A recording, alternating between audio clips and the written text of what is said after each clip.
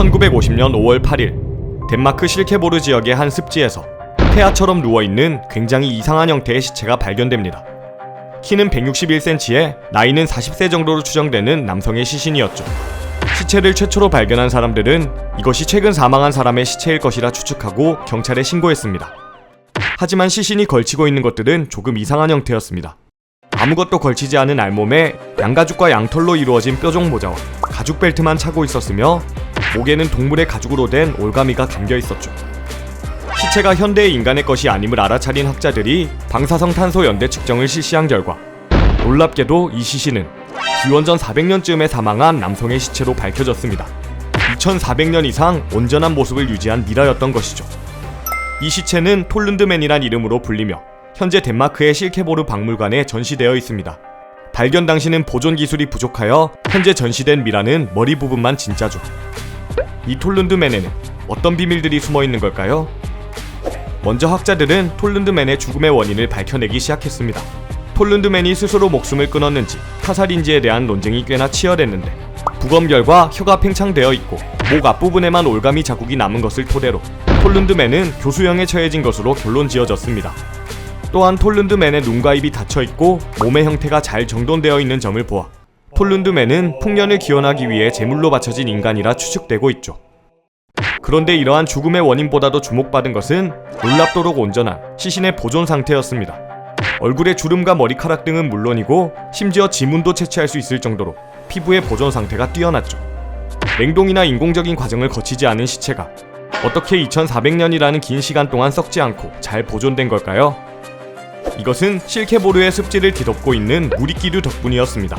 무리기류는 세포벽에서 살균과 방부제 기능을 하는 페놀 화합물이 분비되는데 이로 인해 무리기류가 번성하는 습지 내부에는 완전히 분해되지 않은 식물들의 사체가 쌓이며 산성도가 높고 산소가 부족한 환경이 조성되었습니다.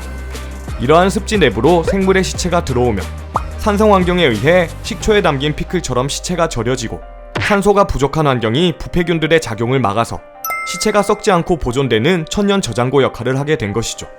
거기다 습지 내부의 화학 성분들과의 상호작용으로 인해 피부와 머리카락, 손톱 등이 가죽처럼 변하여 톨룬드맨은 2400년이 넘는 시간 동안 온전하게 보존될 수 있었던 것입니다. 톨룬드맨이 너무나 온전한 상태여서 특히 유명하지만 사실 톨룬드맨 외에도 북유럽의 습지에서는 1000구가 넘는 미라가 발견되어 연구되어 왔죠. 이러한 습지 환경에서 잘 보존된 채로 발견되는 시체들을 습지 미라라 부릅니다. 습지 미라들은 내부 장기들도 굉장히 잘 보존되어 있어서 시신들의 질병이나 영양 상태, 마지막 식사까지도 알아낼 수 있습니다. 톨룬드맨의 위장을 분석한 연구원은 그가 마지막으로 먹은 식단의 레시피를 재현할 수 있을 정도로 음식물들이 온전히 남아있었다고 말했죠. 그의 마지막 식사는 지방이 많이 포함된 생선과 여러 곡물과 씨앗으로 만든 죽이었으며 오염된 물이나 덜 익은 고기를 섭취하여 여러 기생충에 감염된 상태라는 것도 알 수 있었습니다. 생각보다 정말 많은 것을 알 수 있죠? 이처럼 잘 보존된 생물의 사체는 과거에 대한 단서들을 품고 있습니다.